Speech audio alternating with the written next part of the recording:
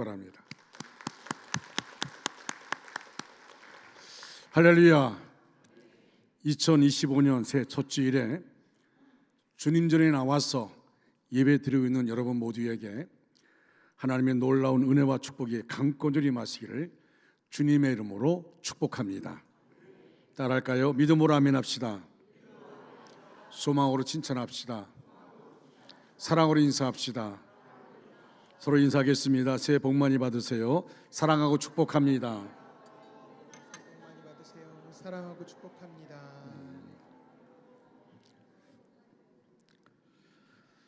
올해 우리 교회 표 아시죠? 예수님의 십자가와 사랑에 충만한 교회라는 제목입니다. 그리고 본문의 말씀은 갈라디아서 2장 20절 말씀입니다. 신년 첫 주 예배에 좀 희망찬, 그리고 좀 마음에 힘이 나는 그런 말씀을 전해야 되는데, 저는 이 표대로 갈라디아서 2장 20절 말씀을 가지고 진정한 그리스도인의 삶이 뭔가를 같이 나누고자 합니다. 2025년 새해 첫 주일을 예배드린 여러분에게 정말 가장 기초적인 질문을 하려고 합니다.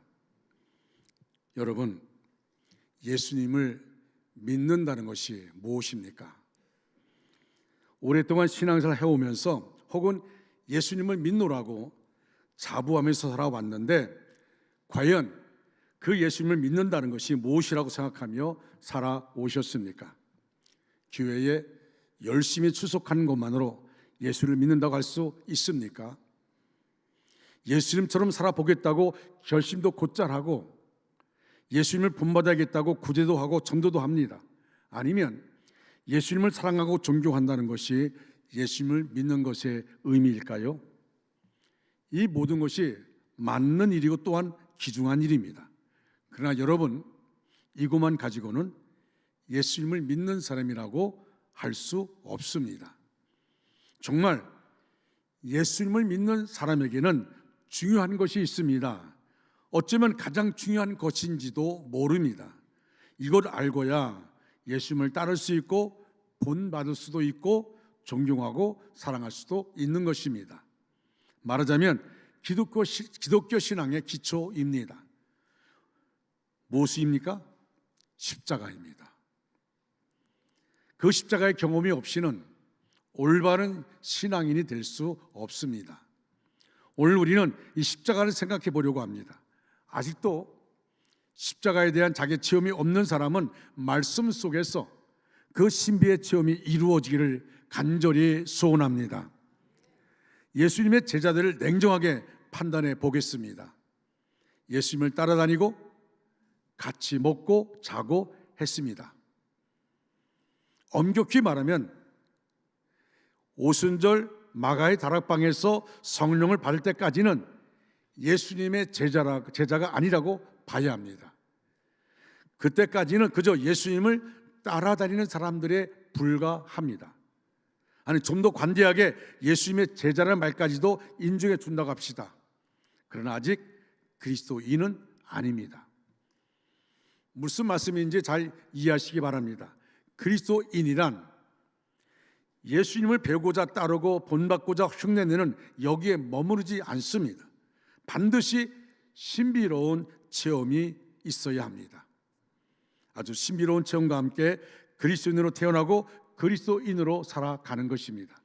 다만 그 신비로운 체험은 실제적인 내 육체에 일어나는 것이 아니라 내 속에서 먼저 일어나고 삶에 나타나는 것입니다. 그러면 그 십자가의 신비로운 체험이란 무엇입니까? 먼저는 십자가를 어떻게 이해하고 있느냐 하는 것이고, 그리고 내가 그리스도와 함께 십자가에 못 박히는 겁니다. 무슨 말인가 하면 내가 그리스도와 함께 죽었다는 거기서부터 출발하는 것이 그리스도인의 자세라는 것입니다. 그래서 예수님을 잘 믿는다는 것은 곧 십자가에 대한 올바른 이해에 있습니다. 여러분은 십자가를 쳐다볼 때 무슨 생각을 하십니까? 여기도 지금 십자가 걸려 있습니다. 십자가를 쳐다볼 때 무슨 생각을 하십니까? 오만 가지 생각이 다 나더라도 이 생각을 먼저 해야 됩니다. 이것은 나를 위한 것이고 나 대신 죽은 징표이다. 내가 죽어야 할 존재인데 예수님이 대신 죽으셨다.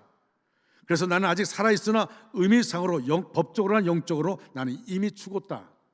이 확실한 체험에서부터 시작해야 합니다. 그래야 그 사랑이 보입니다.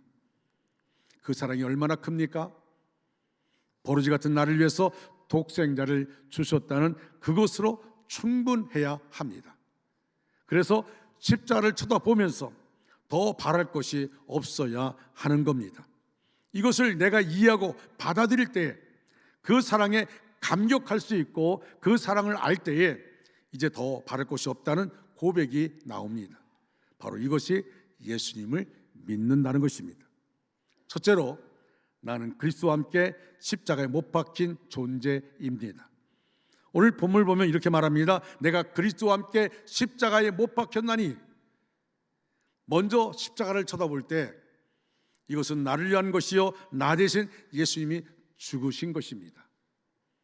여러분 생각해 보십시오.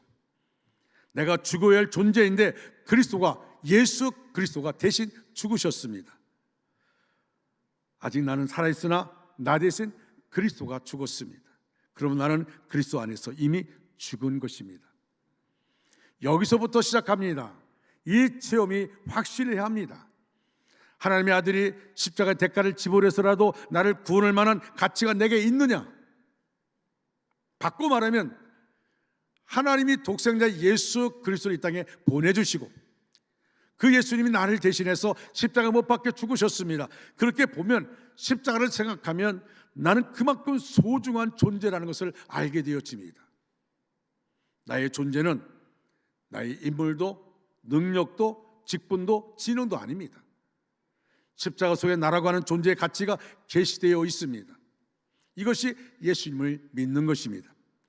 십자가를 쳐다볼 때마다 생각해야 합니다. 나는 벌써 죽었다. 예수님과 함께 죽었다. 할렐루야.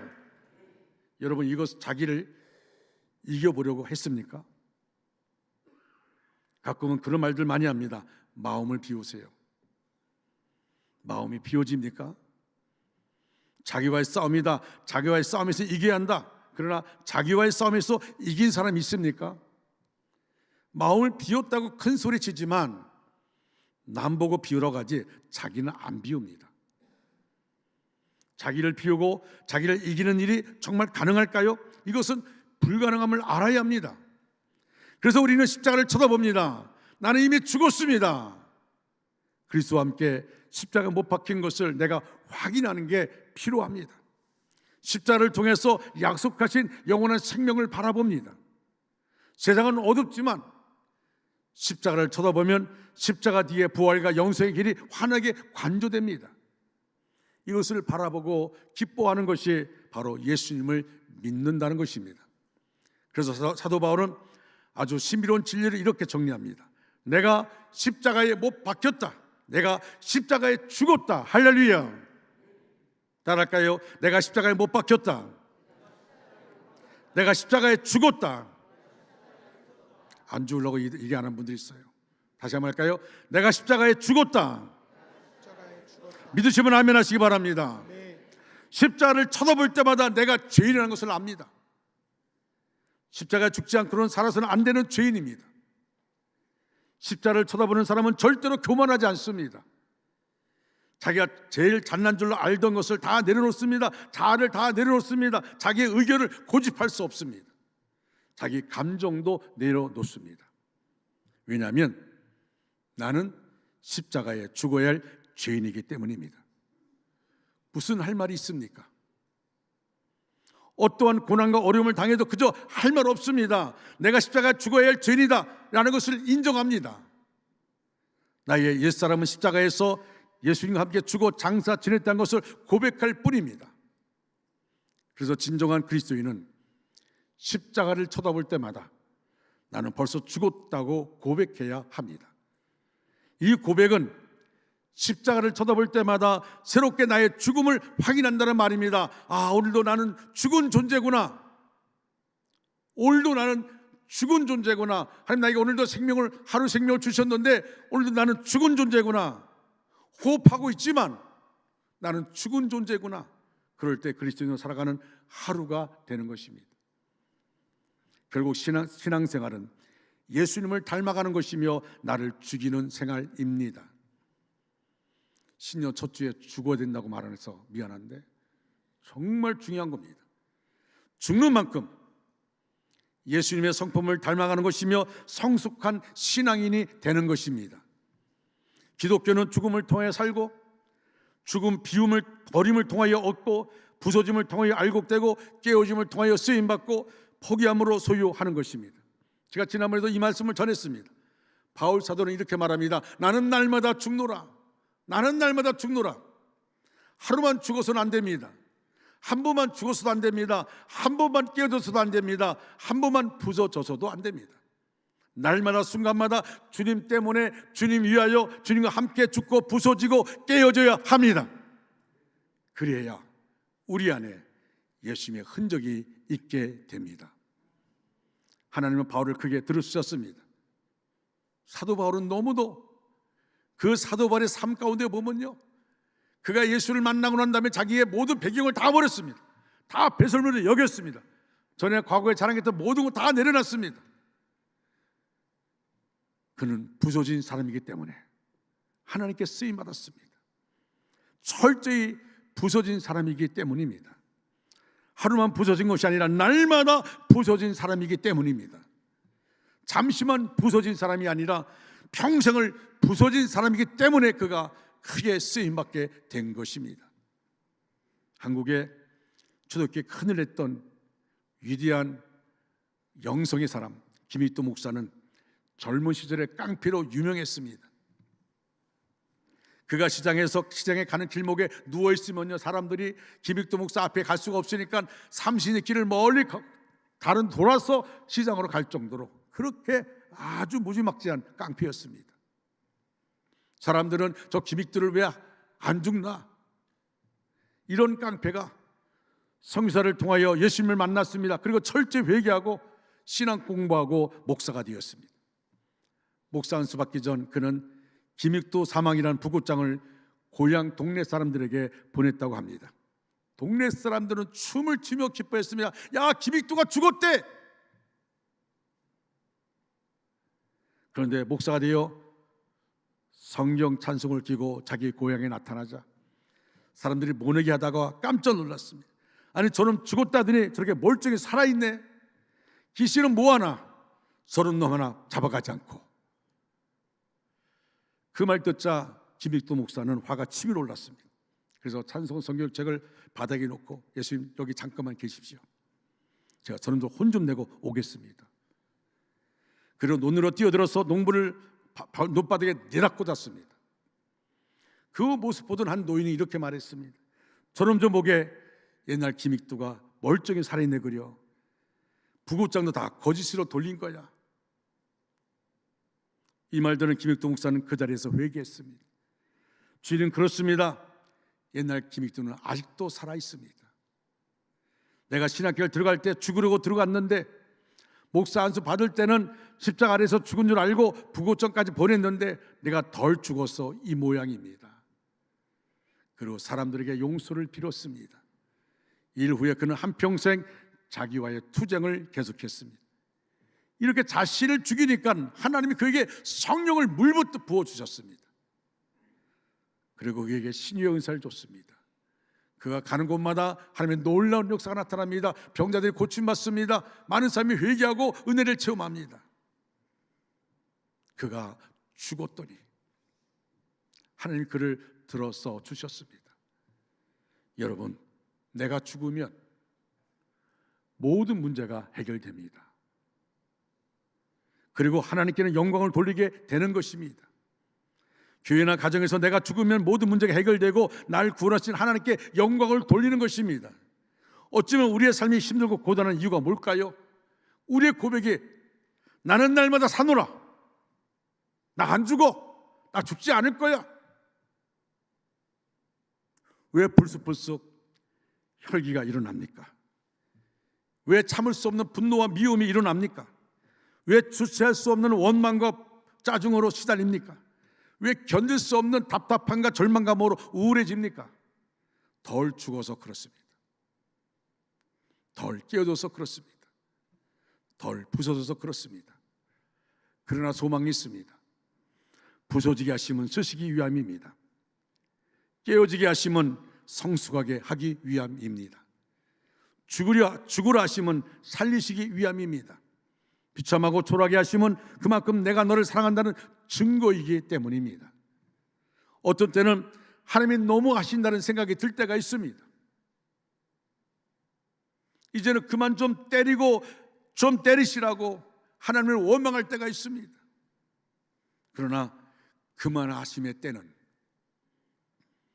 내가 정하는 것이 아닙니다. 하나님이 정하시는 겁니다. 그때는 내가 정하는 게 아니에요. 하나님이 정하십니다. 어떤 분들은 내가 너무 많이 맞았다고, 나 교회를 떠나겠다고, 하나님이 없다고 부정하고 나간 사람이 있습니다. 그러나 우리는 그럼에도 불구하고 내가 정하는 것이 아니니까, 하나님이 정하신 것이니까 우리를 비참하고 초라하게 하심은 나로 하여금 인생을 살면서 똑바로 살게 하심입니다. 똑바로 걷고 똑바로 보고 똑바로 믿게 하심입니다. 오늘 이 시간 사도 바울의 이 고백이 바로 저와 여러분 고백되어지기를 주님의 이름으로 축원합니다. 두 번째로, 이제 내 안에는 그리스도께서 사는 귀한 존재입니다. 오늘 본문 20절 중반절에 그런 적이 이제는 내가 사는 것이 아니요 오직 내 안에 그리스도께서 사시는 것이라. 이제는 내 안에 사는 것은 내가 아닙니다. 그리스도께서, 예수님이 내 안에 사시는 겁니다. 나는 그리스도의 옷과 같은 존재입니다. 나는 그리스도의 집과 같은 존재입니다. 옷이 아무리 아름다워도 자신의 의지대로 움직이지 않습니다. 옷은 자신을 뽐내기보다는 옷을 입은 사람을 우아하게 만들어줍니다. 집이 아무리 값이 많이 나가는 훌륭한 집이라 해도 주인을 위한 것입니다. 주인이 떠나면 그 집은 폐허가 되고 마는 것입니다. 마찬가지로 내 안에 내가 주인으로 사는 것이 아니라 예수님의 주인 되어 들어와 사시기 때문에 예수 그리스도의 뜻에 따라 움직이게 됩니다. 그리스도께서 계획하신 인생을 살도록 내 인생을 내어드려야 합니다. 그리스도로 내 안에 충만하도록 모셔드려야 합니다. A.W. 토저라는 유명한 설교자가 십자가에 못 박힌다는 것의 의미를 세 가지로 설명했습니다. 첫째는 한 방향만 보는 것이라고 했습니다. 십자가에 못 박힌 사람은 십자가만 봅니다. 십자가 외에 다른 것은 보지 않습니다. 두 번째는 뒤로 후퇴할 수 없는 것이라고 했습니다. 십자가에 못 박힌 사람은 과거가 없습니다. 과거를 다 십자가에 묻어버렸습니다. 부끄러워할 것도 없고 괴로워할 것도 없고 자랑할 것도 없습니다. 십자가에 못 박힌 사람의 과거는 없습니다. 내세울 것도 위축될 것도 아무것도 없습니다. 세 번째로, 십자가에 못 박힌 사람은 오직 십자가만을 중심으로 해서 생각한다고 했습니다. 십자가 이상 앞으로 나가지 않습니다. 이것이 중요한 이야기라고 생각합니다. 바로 우리에게는 아무 공로가 없다는 이야기가 맞습니다. 우리가 살아가면서 한평생 선한 일을 하고 구제하고 봉사하고 내 몸을 내어 헌신한다고 하지만 그것은 십자가의 은혜일 뿐이지 내가 하는 일은 아닙니다. 그래서 십자가에 못 박혀 사는 사람에게는 아무 의도 공로도 없습니다. 갈라디아서 5장 24절 보면 사도 바울은 이렇게 설명합니다. 그리스도 예수의 사람들은 육체와 함께 그 정욕과 탐심을 십자가에 못 박았느니라. 필립스는 이 말을 풀어서 우월감을 갖지 말고 여러분도 유혹에 걸리지 않도록 경계하십시오 라고 번역했습니다. 그리스도인의 생활이 어떤 것입니까? 날마다 육체와 함께 정과 욕심을 십자가에 못 박는 생활입니다. 그리고 성령을 쫓아 행해야 합니다. 성령을 쫓아 행하는 사람은 서로 화목합니다. 서로 싸움을 걸거나 질투하는 일이 있을 수 없고 오히려 짐을 서로 지는 일만 있을 것입니다. 이것을 통해서 그리스도의 법이 성취되는 것입니다. 그리스도인이란 십자가 안에서 자기 존재를 발견하고 자기 의미를 발견할 뿐만 아니라 자기 운명까지도 결정합니다. 그것이 그리스도인입니다. 이것이 저와 여러분의 고백되어지기를 주님의 이름으로 축원합니다. 세 번째로 하나님의 아들을 믿는 믿음 안에서 사는 존재입니다. 오늘 본문 후반절에 바울은 이렇게 말씀합니다. 이제 내가 육체 가운데 사는 것은 나를 사랑하사 나를 위하여 자기 자신을 버리신 하나님의 아들을 믿는 믿음 안에 사는 것이라. 이것은 십자가에 못 박힌 삶을 살고 그리고 그리스도께서 사신 삶을 사는 비결이기도 합니다. 여러분, 그리스도인이 이 세상에 살면서 무엇을 위하여 살아야 합니까? 그리스도인의 사는 목적은 무엇이며 사는 방식이 무엇입니까? 십자가를 통해 그리스도의 사랑이 표현되어야 합니다. 십자가는 사랑의 증거입니다. 나를 위하여 자기 자신을 버리신 하나님의 아들의 사랑이 명확하게 나타나는 것이 바로 십자가입니다. 그 크고 놀라운 사랑 앞에서 변하지 않을 사람은 아무도 없습니다.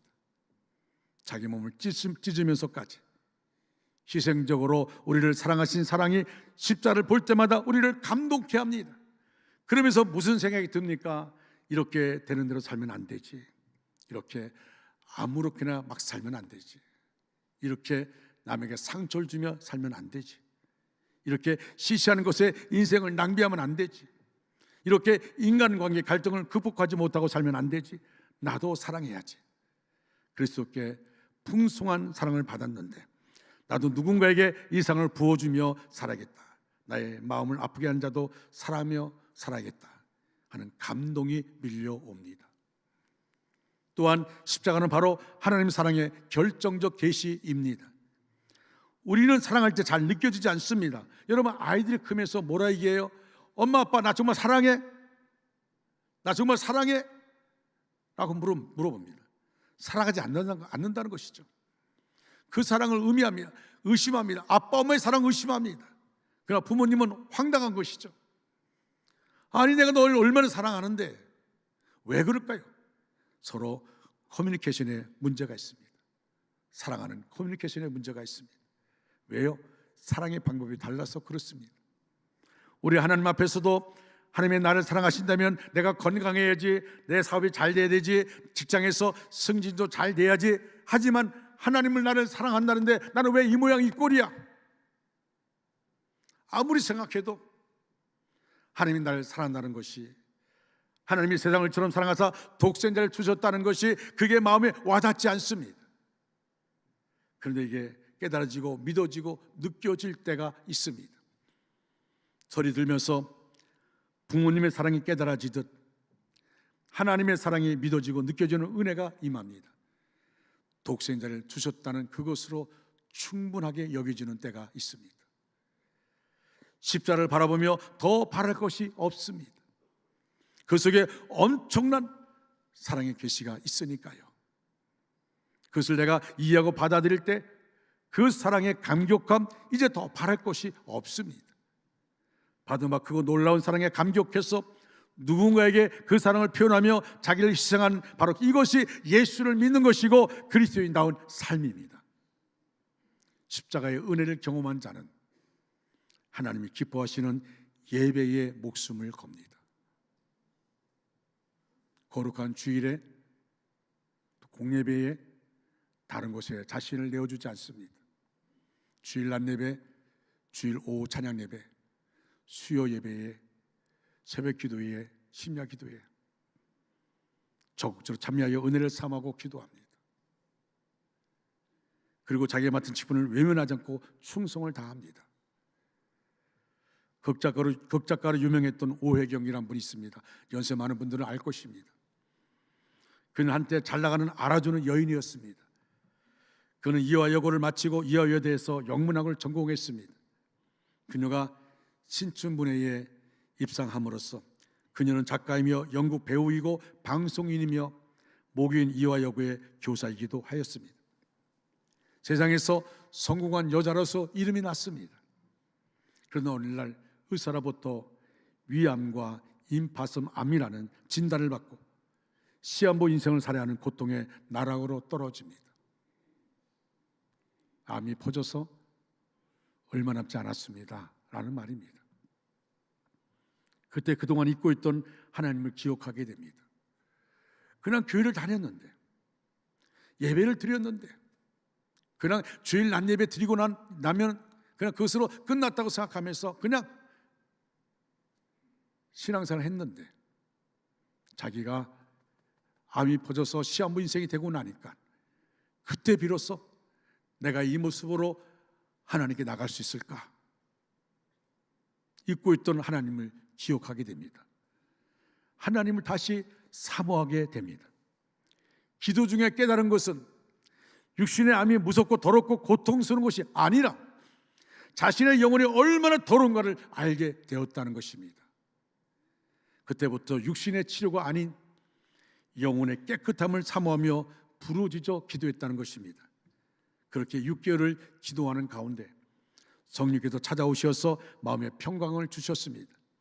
더욱 놀라운 것은 겨드랑이에 잡히던 임파선 암 덩어리가 사라졌고, 어깨에 있던 복숭아 씨앗만한 멍울도 사라졌고, 복수가 태산같이 부어올라 있던 배도 꺼져 있었다는 것입니다. 그는 제2의 인생을 살게 된 것입니다. 자기가 육신의 병에서 암에서 고침받은 것이 감사하고 감격한 것이 아니라 하나님 앞에 나갈 수 있게 된 것, 이런 은혜를 입은 오혜경 씨는 덤으로 얻은 인생을 주님을 위하여 바치기로 하고, 경기도 화성시에 무익탁 노인들을 돌보는 평화의 집을 세우고 오갈 데 없는 노인들을 섬기고 있습니다. 여러분, 우리는 어떻습니까? 2025년 신년 첫 줄 맞이해서 우리가 무엇을 바라보고 있습니까? 나의 문제가 해결되는 것, 병에서 고침받은 것, 우리는 오혜경 씨를 통해서 알아야 됩니다. 하나님을 깊이 만날 때에 자기의 영혼의 더러운 것을 깨닫게 되었고, 하나님 나의 암에서 고쳐달라고 기도하기보다는 하나님 내 영혼을 씻어 주시옵소서. 내가 주인입니다. 내가 탕자입니다. 사랑하는 중앙가족 여러분, 말씀을 마무리합니다. 사도 바울의 고백을 정리해 봅니다. 내가 그리스도와 함께 십자가에 못 박혔고 그 속에 내가 있다고 고백합니다. 그것이 곧 우리의 고백이기를 바랍니다. 우리가 십자가에 못 박힌 사람들입니다. 내가 그 십자가 안에 있는 사람입니다. 바울은 골로새서 3장 1절 2절에서 이렇게 말합니다. 그리스도와 함께 구원을 받았으면 위의 것을 찾으라. 위의 것을 생각하고 땅의 것을 생각하지 말라. 만약 오늘 여러분 모두가 십자가 못 박힌 바로 그 사랑으로 살아간다면 무한한 자유와 용기와 능력의 충만함을 체험하게 될 것입니다. 십자가의 은혜, 새해를 시작하면서 십자가의 은혜를 만끽하면서 십자가 앞에 나는 죽고 예수로 살아가는 우리 모두가 되어지기를 주님의 이름으로 축원합니다. 다 같이 자리에 일어나셔서 찬양합니다. 나의 평생에 가장 복된 일은 내가 예수님을 만난 것이라. 나의 평생에 가장 잘한 일은 내가 예수님을 주로 섬긴 것이라.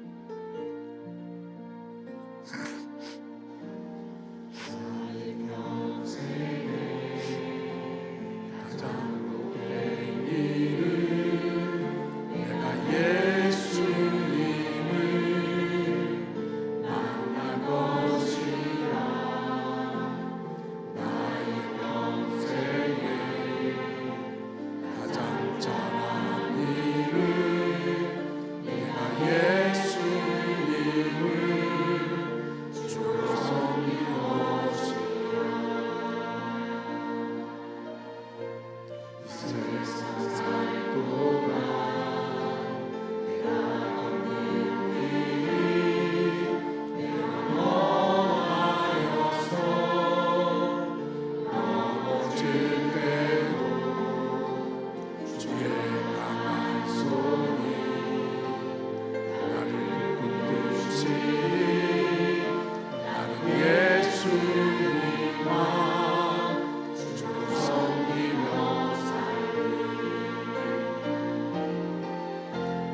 주를 섬기는 것에 후회가 없습니다.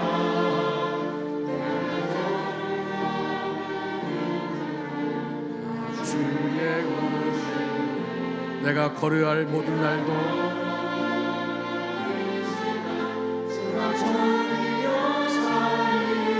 오직 예수 이름을 부르며 살아가. 나는 주님을 섬기는 것에 후회가 없습니다. 나는 주를 섬기는 것에 후회가 없습니다. 내가 걸어온 모든 시간 다 주의 은혜니 내가 걸어갈 모든 날도 주만 섬기며 살리. 오직 예수 이름 부르며 살아가리. 이것이 나의 간증이요 이것이 나의 간증이요 이것이 나의 찬송일세. 나 사는 동안 끊임없이 구주를 찬송하리. 이것이 나의 간증이요 이것이 나의 간증이요 이것이 나의 찬송일세. 나 사는 동안 끊임없이 구주를 찬송하리로다.